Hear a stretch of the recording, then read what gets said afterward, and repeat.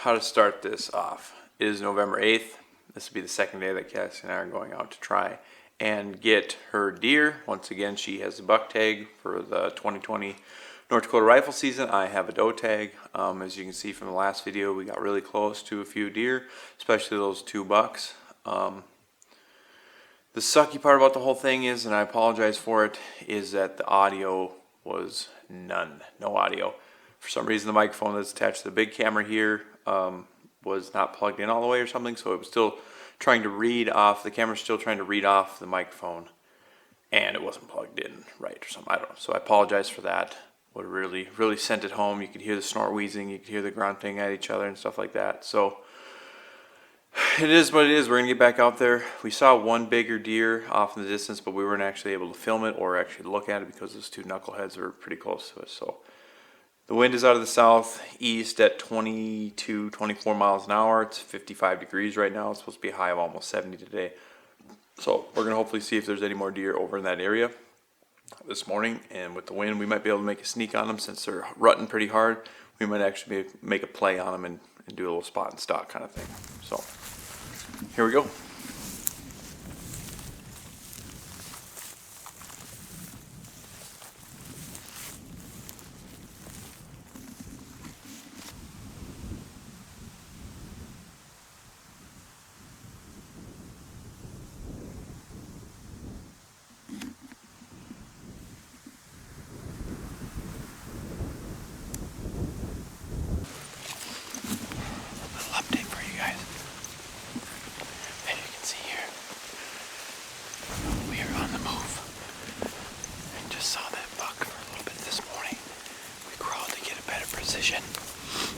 And he's chasing a doe. He's hot on a doe's tail.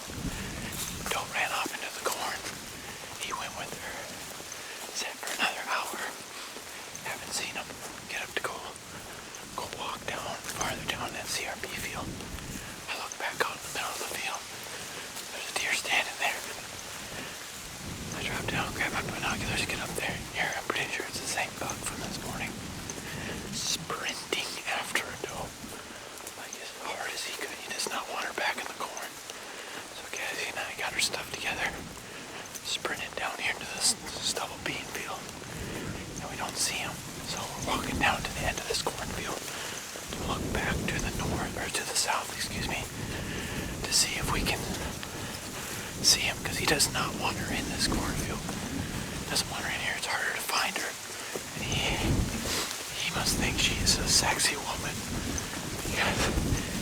He's got mud all over his leg, breathing heavy. He's just sprinting after her, so I didn't get a good look at him to see how big he was, but we're going to try and find him and see if it's big enough for Cassie to shoot. See how it goes. Update. Long walk. He was not down there. So we're thinking she might have skirted him and beat him back into the corn here. So we're going back to the CRP field. See if they're running around out there. He gives no craps about what's going on. The sucky part is I didn't get a good enough look at him to see if he was big enough for Cassie to shoot or not. So in the last video we had those two smaller bucks at 20, 30 yards, and she didn't want to shoot a smaller one. So, which is perfectly fine. I wouldn't want to either if I was my first buck tag. So we're gonna get back here and maybe do some more glassing over here.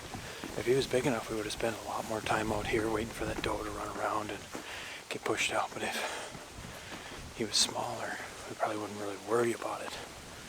But that's the sucky part is we didn't get a good look at him.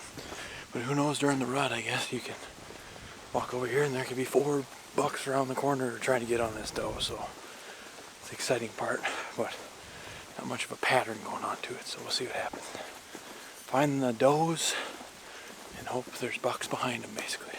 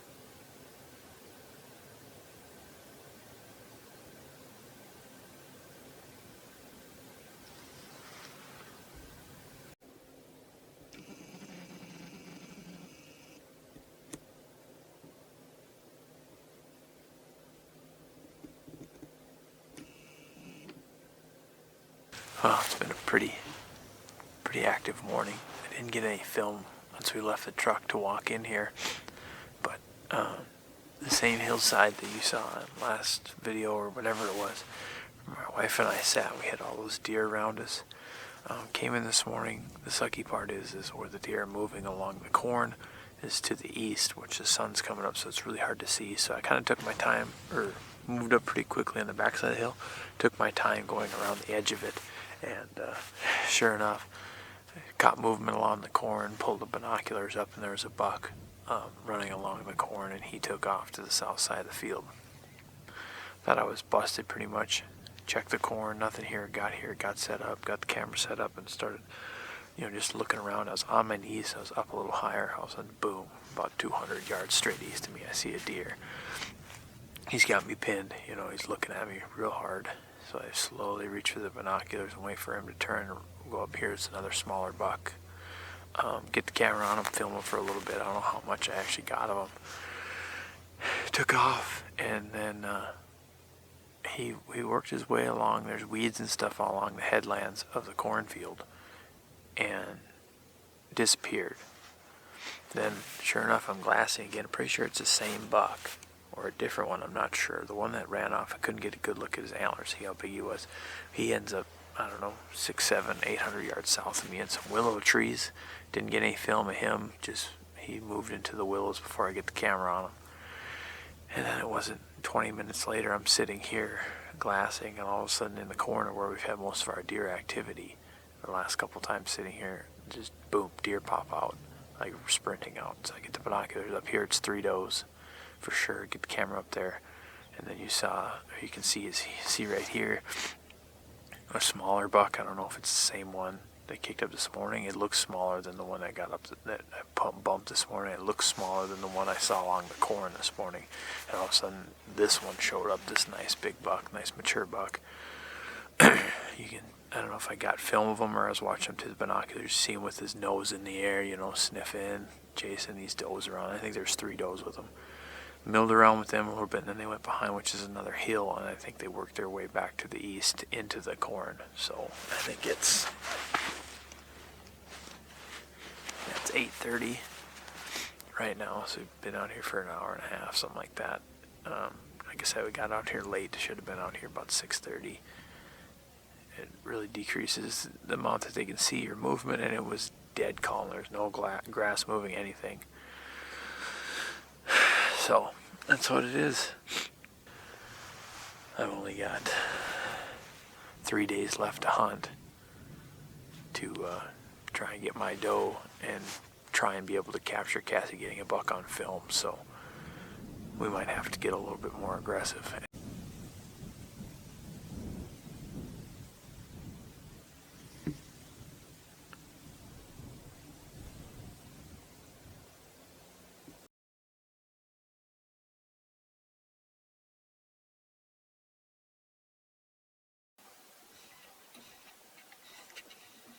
He's tall.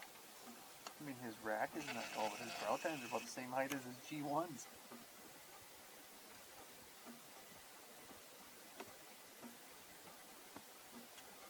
I'm not ignoring you. I just have to control. What? I'm not ignoring you. I just have to control my breathing. That's the same buck from behind the house.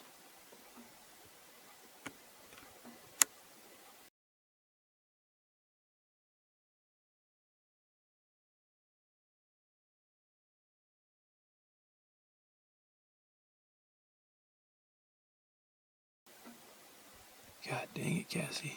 Huh? Said I wish Cassie was here. Is that a decent buck to shoot? Yeah. If she wouldn't shoot it, she'd be dumb. Say hi. So, we spotted a nice buck chasing a doe. We're gonna go see if we can't make a move on him. Either have somebody push him out to us, or see if we can naturally hunt him with natural movement, like I was talking about earlier. He wants that doe so bad. He's basically locked down with her, so try and sneak out here and see if we can get him.